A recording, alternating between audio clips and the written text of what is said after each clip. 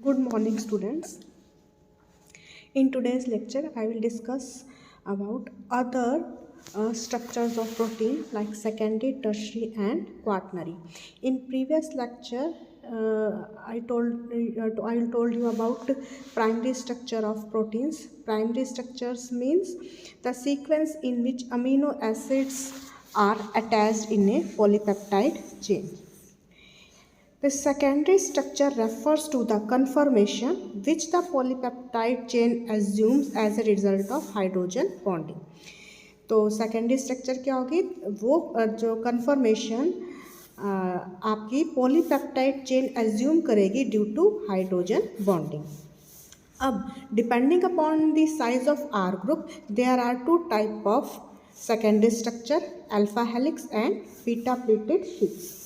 Alpha helical structures are formed in those cases where R groups are large, while beta pleated structures are formed in those peptides in which R groups are short or small.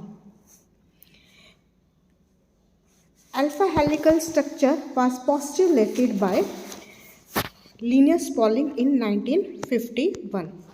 If R group is quite large, hydrogen bonds are formed between the CO group of one amino acid and NH group of the fourth amino acid. तो hydrogen bonding किसके बीच में बनेगी? CO group of first amino acid and NH group of fourth amino acid. इसी तरह जब second amino acid आएगा उसके साथ किसके साथ होगी? फिफ्थ के साथ होगी. Alpha helical structure is also known as 3.613 helix because each turn contains 3.6 amino acids and a 13-membered ring is formed. The pitch distance between two successive turns is 5.4 angstrom. In alpha helical structure, the CO and NH bond are along the axis while the R group points are outward.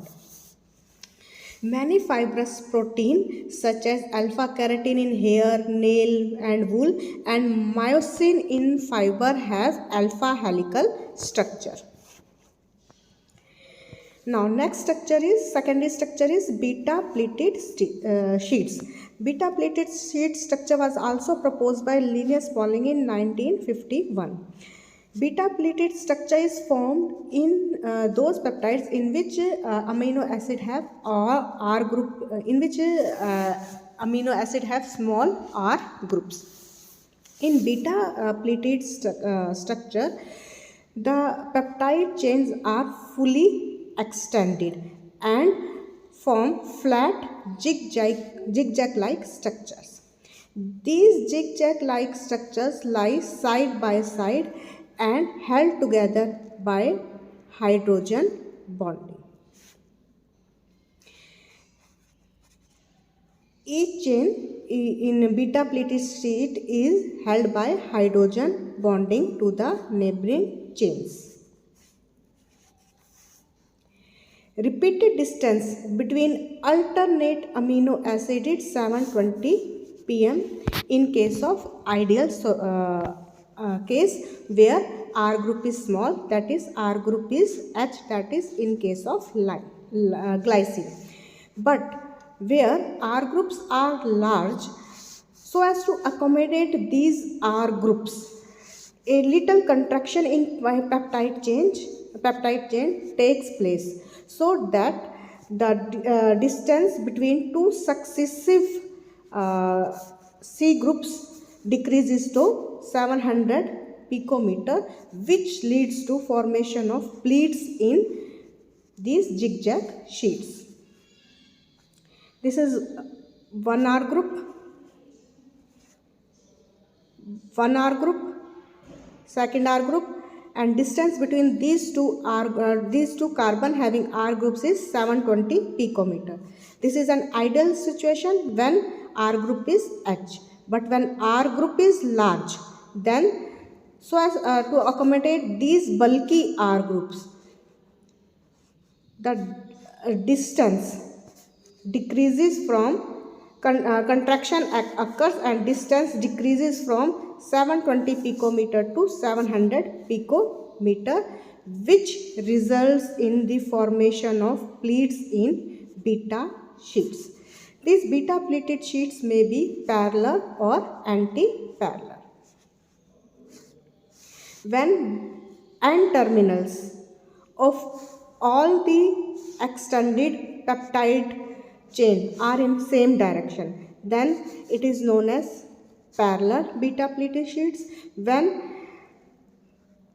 in one sheet and terminal line is on one side, and in other sheet it is the C terminal is on the side of the N terminal of first sheet, then the sheet forms is known as anti-parallel structure. So in parallel structure, N terminals are on same side and C terminal are on same side, while in case of anti-parallel structure, N terminal and C terminal of different sheets are on opposite side. Now next is tertiary structure. Tertiary structure refers to the three-dimensional shape of the protein which arises from folding of polypeptide chains to form compact, highly complex structure which is characteristics of a particular protein. तो जो tertiary structure है वो three dimensional structure है. वो किस वजह से हो रही है?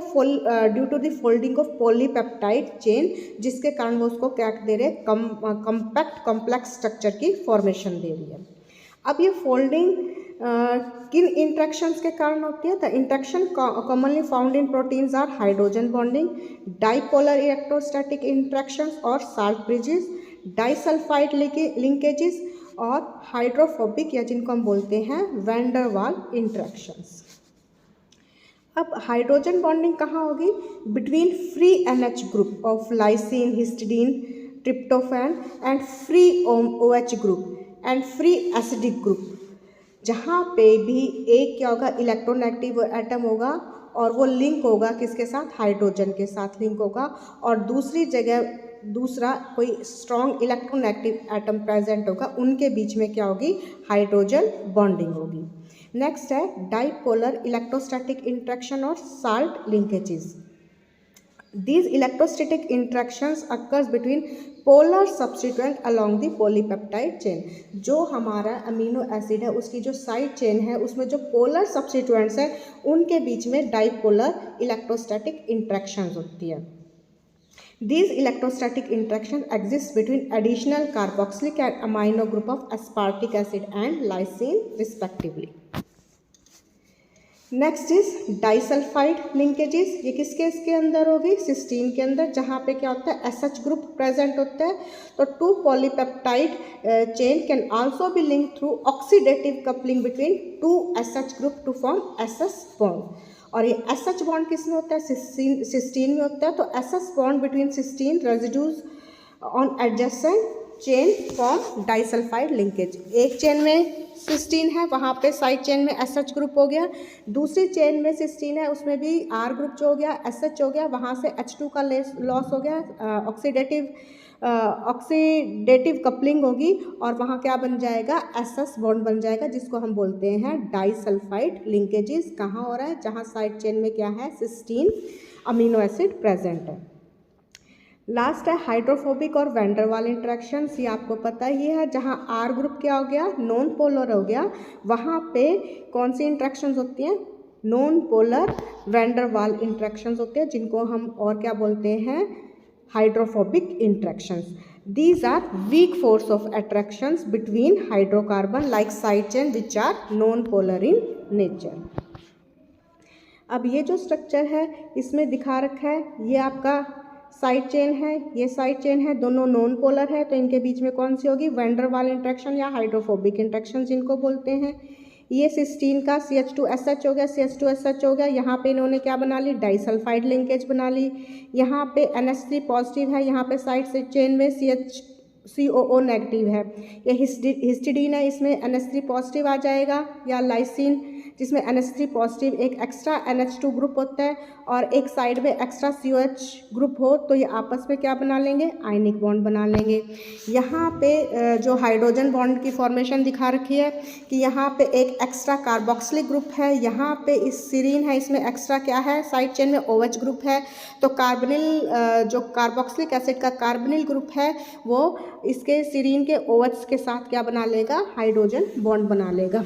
तो जो टर्शियरी स्ट्रक्चर है वो 3 डायमेंशनल कॉम्प्लेक्स स्ट्रक्चर है जो ये इन इंट्रैक्शंस कौन सी इंट्रैक्शंस होगी, hydrogen bonding, van der Waal interaction, ionic bond या साल्ट फॉर्मेशन और लास्ट डाइसल्फाइड लिंकेज, इनके कारण ये कॉम्पैक्ट स्ट्रक्चर अराइज होगी। 3 डायमेंशनल स्ट्रक्चर, उसको हम बोलते हैं tertiary structure. Now, folding of polypeptide chain in tertiary structure takes place in such a manner to keep the maximum number of polar hydrophilic group outside the molecule so that they can interact with aqueous environment. जब ये folding होगी तो कैसे folding होगी, तो जितने भी hydrophilic part है वो मैक्सिमम कहाँ होंगे, आउटसाइड जाएंगे, ताकि जो हमारा बॉडी का एक्वस इन्वायरमेंट है उसके साथ वो इजिली इंटरेक्ट कर सके। The non polar part remains in the interior of the molecule, जो आपका नॉन पोलर पार्ट रह गया वो अंदर रह गया, जो हाइड्रोफिलिक पार्ट हो गया वो बाहर हो गया। So this arrangement enables the protein to dissolve in body's aqueous system. तो इजली जो आपका प्रोटीन है इजली इंटरेक्ट कर जाएगा किसके साथ, बॉडी के एक्वस एनवायरनमेंट के साथ। तो जो 2 इम्पॉर्टेंट शेप्स जो एज्यूम करेगा due to this compact folding वो कौन सी है, फाइब्रस प्रोटीन और ग्लोबुलर प्रोटीन। फाइब्रस में क्या था, जो स्ट्रक्चर आपको क्लासिफिकेशन में भी बताया था कि ये क्या है, सर्व करता है स्ट्रक्चरल मटेरियल, क्योंकि यहाँ पे फाइब्रस फाइबर की फॉर्म में होगी जो आपस में हाइड्रोजन बॉन्ड के साथ लिंक होंगे और वो उसको क्या प्रोवाइड करेगा, स्ट्रेंथ प्रोवाइड करेगा, इस वजह से सर्व करता है स्ट्रक्चरल मटेरियल। जबकि ग्लोबुलर प्रोटीन है ये बायोलॉजिकल एक्टिविटी में पार्टिसिपेट करता है, मेटाबॉलिज्म को कंट्रोल करता है, लाइक इंजाइम्स हो गए, हीमोग्लोबिन हो गया, हार्मोन्स हो गए, ये सारे किस केस में आ जाएंगे, आपके ग्लोबुलर प्रोटीन्स में। Now last structure is quaternary structure. अब कई प्रोटीन्स होते हैं उसमें एक पॉलीपेप्टाइड चेन होते हैं, लेकिन कई सारे ऐसे प्रोटीन्स हैं जिसमें बहुत सारी पॉलीपेप्टाइड चेन होती हैं जो एक दूसरे से आपस में नॉन कोवलेंट बॉन्ड के थ्रू जुड़ी होती हैं। सो प्रोटीन्स में consist of only 1 polypeptide chain और may consist of non covalently bonded aggregates of more than 1 polypeptide chain. उन पॉलीपेप्टाइड चेन्स को हम बोलते हैं यूनिट्स या subunit. For proteins having 1 polypeptide chain is known as monomeric, while proteins containing aggregate of more than 1 polypeptide chain is known as oligomeric. Simple क्या हो गया कि कई प्रोटीन्स होते हैं उसमें केवल एक पॉलीपेप्टाइड चेन होती है, लेकिन जिसमें कई पॉलीपेप्टाइड चेन्स होती हैं उनको हम सब यूनिट्स बोलते हैं। जिन पॉलीपेप्टाइड चेन्स को वो आपस में नॉन कोवलेंट बॉन्ड के थ्रू आपस में जुड़ी रहती हैं। सिंगल पॉलीपेप्टाइड चेन होती है तो उसको मोनोमेरिक बोलते हैं, अगर मोर देन 1 पॉलीपेप्टाइड चेन होंगी तो हमको बोलेंगे oligomeric. The constituent chain of oligomeric proteins are known as protomers. जो चेन होंगी ओलिगोमेरिक की पॉलीपेप्टाइड चेन्स उनको हम क्या बोलते हैं, प्रोटोमर्स। अब प्रोटोमर्स जो हैं, जो पॉलीपेप्टाइड चेन होती हैं वो सेम भी हो सकती हैं और डिफरेंट भी हो सकती हैं from each other held together by weak force of attraction. तो क्वाटर्नरी स्ट्रक्चर में क्या हो गया कि भाई पॉलीपेप्टाइड चेन से आपका प्रोटीन बना है, एक भी हो सकती है वो मोनोमेरिक होगी, एक से ज़्यादा होंगी तो ओलिगोमेरिक होगी।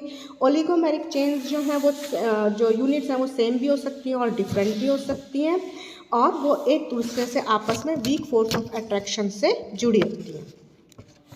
नाउ आप लोगों ने ब्लड के बारे में पढ़ा है, 2 टाइप के उसमें होते हैं, हीमोग्लोबिन एंड मायोग्लोबिन। मायोग्लोबिन में सिर्फ एक पॉलीपेप्टाइड चेन होती है, consist of only 1 protomer chain which is coiled in a random manner. लेकिन हीमोग्लोबिन में 4 पॉलीपेप्टाइड चेन होती हैं। 2 चेन्स को हम बोलते हैं अल्फा चेन्स जिसके अंदर 141 अमीनो एसिड्स होते हैं, और अदर 2 चेन्स को हम बोलते हैं बीटा चेन्स जिसके अंदर 156 अमीनो एसिड्स होती हैं। अल्फा और बीटा चेन्स दोनों एक दूसरे से क्या होती है, अलग होती हैं, और ये चारों चेन्स आपस में weak van der Waals interactions के थ्रू अटैच्ड होती है। तो क्वाटरनरी स्ट्रक्चर जो हीमोग्लोबिन की है वो रिजेंबल करता है एक स्फीयर को।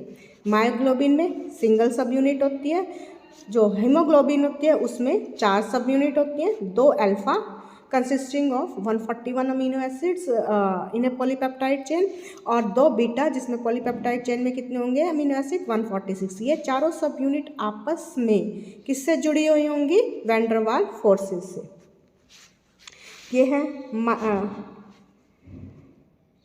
ये है मायोग्लोबिन की स्ट्रक्चर जिसमें क्या है, सिंगल यूनिट है। ये है हीमोग्लोबिन, 1 यूनिट 2 3 4, ये दोनों अल्फा यूनिट हैं, ये दोनों बीटा यूनिट हैं। ये सेंटर में क्या है, आयरन है, ये surrounded by heme, 4 pyrrole rings होता है, ये उनसे सराउंडेड है, और ये जो क्वाइल्ड है ये आपकी क्या है, पॉलीपेप्टाइड चेन। तो हीमोग्लोबिन में 4 यूनिट्स हैं, मायोग्लोबिन में 1 है। ये जो सेंटर में गोल डिश टाइप दिखा रखे हैं, इसके सेंटर में जो रेड पॉइंट है ये आयरन है, इसके आगे ये चारों ओर से अटैच्ड है किससे, हीम से, जो पायरोल रिंग का बना होता है। और ये जो सर्कल में दिखा रखे हैं ये हैं अमीनो एसिड पॉलीपेप्टाइड की चेन। ये 2 अल्फा अमीनो एसिड जिसमें 141 अमीनो एसिड्स हैं, और ये बीटा चेन्स हैं जिसके अंदर 146 अमीनो एसिड्स हैं। अब ये डिफरेंट टाइप्स ऑफ प्रोटीन की स्ट्रक्चर दिखा रखी है। प्राइमरी स्ट्रक्चर जो हमें क्या बताती है, सीक्वेंस ऑफ अमीनो एसिड की, पॉलीपेप्टाइड चेन में अमीनो एसिड का सीक्वेंस क्या है।